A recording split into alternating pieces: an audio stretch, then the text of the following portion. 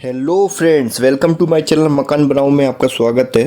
दोस्तों, आज मैं आपको बताऊंगा कि घर में सीढ़ी क्यों बनाई जाती है और कैसे बनाई जाती है। तो दोस्तों, अगर आप मेरे चैनल पे पहली बार देख रहे हैं मेरी वीडियो को, तो लाइक एंड सब्सक्राइब करें और बेल आइकन पे प्रेस करें, जिससे कि मेरी न्यू वीडियो की नोटिफिकेशन आपको टाइम टू टाइम मिलती रहे। तो दोस्तों, वीडियो को शुरू करते हैं।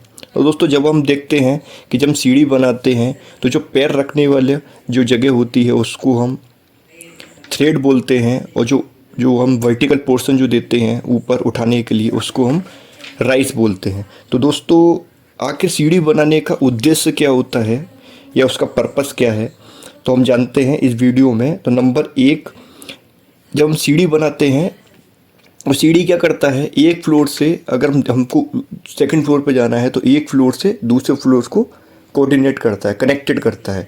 तो हम बोल सकते हैं कि एक फ्लोर से दूसरे फ्लोर पर जाने का एक रास्ता प्रदान करता है। नंबर दो, हम आसानी से एक फ्लोर से दूसरे फ्लोर पर जा सकते हैं। और नंबर तीन, अगर देखेंगे इनकेस हमारे घर में आग लग जाती है तो हमको रूफ़ पे जाना है, छत पे जाना है या बाहर जाना है, या सेकंड फ्लोर पे है तो हमको बाहर निकलना है, तो वो एक रास्ता प्रदान करेगा। तो ये तीन पर्पस हैं सीढ़ी बनाने के। अब दोस्तों, इसके मेथड्स क्या होते हैं, मतलब सीढ़ी किस प्रकार बनाई जाती है, वो मैं आपको बताता हूँ। कि पहला मेथड है, अगर मेरे को फर्स्ट टाइम सीढ़ी बनानी है, पहली बार मैं सीढ़ी बना रहा हूँ, तो मेरे पास में क्या है, वो जगह होनी, मतलब मेरे को ये तो पता होगा कि मुझे इतनी से इतनी जगह में मेरे को सीढ़ी निकालनी है। तो वही बताऊँगा दोस्तों मैं कि नंबर एक, मेरे पास में सीढ़ी की हाइट होनी चाहिए और सीढ़ी बनाने की जगह होनी चाहिए। मतलब उसकी लेंथ कितने एरिया से कितने एरिया में मेरे को सीढ़ी बनानी है और उसकी हाइट क्या है। तो दोस्तों, अगर मेरे पास में ये दोनों चीज़ गिवन डेटा है तो मैं सबसे पहले क्या निकालूंगा कि मेरे को ये पता लगाना है कि उसकी नंबर ऑफ स्ट्रिप्स कितनी है।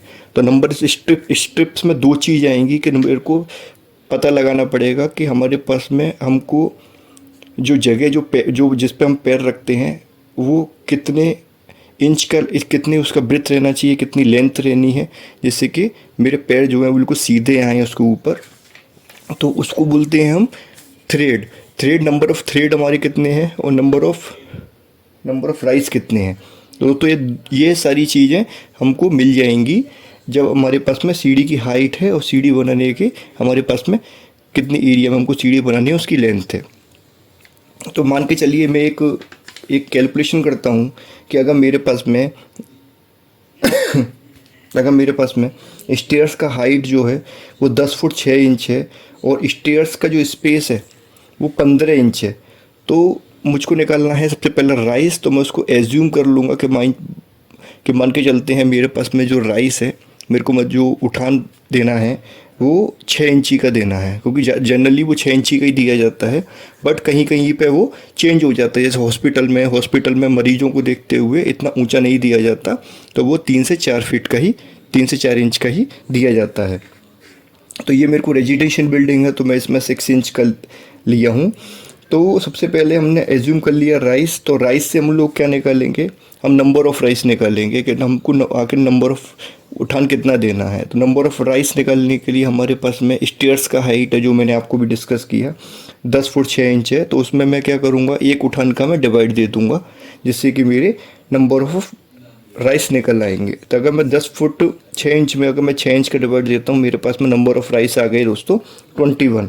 तो 21 अगर मेरे पास में राइस आ जाते हैं तो एक टेक्निकल इसमें चीज़ है कि जो नंबर ऑफ़ राइस रहेंगे वो हमेशा थ्रेड से एक ज़्यादा रहेंगे। अब थ्रेड से एक ज़्यादा रहेंगे ऐसा क्यों, क्योंकि जब हम स्टेयर्स बनाते हैं तो जो थ्रेड रहता है, तो जब अपर लेवल पे जब वो सबसे ऊपर लेवल पे पहुंच जाते हैं तो वहाँ से जब हम सीढ़ी को, जो टर्निंग पॉइंट रहता है सीढ़ी का, तो वो हमारा स्लैब में काउंटिंग होता है। तो इसीलिए हम उसका एक फॉर्मूला है कि नंबर ऑफ़ थ्रेड्स में हम अगर हम थ्रेड निकालना है तो हम क्या करेंगे, नंबर ऑफ़ राइस में से एक कम कर लेंगे, क्योंकि लास्ट वाला जो पोर्शन रहेगा जहाँ से कि हमारा सीढ़ी घूमती है ऊपर की तरफ, तो वो हमको स्लैब में काउंटिंग किया जाता है, इसीलिए हमारा एक कम रहेगा। तो नंबर ऑफ़ थ्रेड्स रहता है नंबर ऑफ़ राइस -1, मतलब नंबर ऑफ़ थ्रेड मेरे पास में आ गया 20।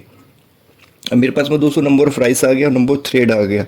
अब मेरे को निकालना है थ्रेड कि थ्रेड कितने रहेंगे, कितने इंच का मेरे को थ्रेड रखना है। तो मैं क्या करूँगा कि जो थ्रेड का स्पेस है, अब थ्रेड का स्पेस तो मैं आपको बताया नहीं, मैं आपको बताया था उसमें स्टेयर का स्पेस। तो दोस्तों वही वो बता रहा कि जो स्टेयर का स्पेस रहेगा वो कनेक्टेड रहेगा थ्रेड से, और जो स्टेयर्स का हाइट रहेगा वो कनेक्टेड रहेगा राइस से। तो थ्रेड का है thread space divided by number of thread. तो अगर मैं 15 इंच में आपको पता था, 15 इंच में अगर मैं नंबर ऑफ थ्रेड का डिवाइड देता हूँ तो मेरे पास में आ गया 9 इंच। दोस्तों मेरे पास में दोनों चीज़ आ गई। मेरे पास में राइस मैंने जो एज्यूम करके रखा था वो भी आ गया। उसके बाद नंबर ऑफ राइस में आपको बताया 21 नोज़ आ गया। नंबर ऑफ थ्रेड्स मेरा आ गया 20 नोज़। अब मैं थ्रेड्स जो मैंने निकाला वो आ गया 9 इंच। ये तो हुआ दोस्तों first matter. Like and subscribe करें और कमेंट बॉक्स में ज़रूर बताएं कि आपको समझ में आ रहा है, नहीं समझ में आ रहा है तो क्या चीज़ समझ में नहीं आई है, जिससे कि मैं वो वीडियो आपके सामने लेके आ सकूं।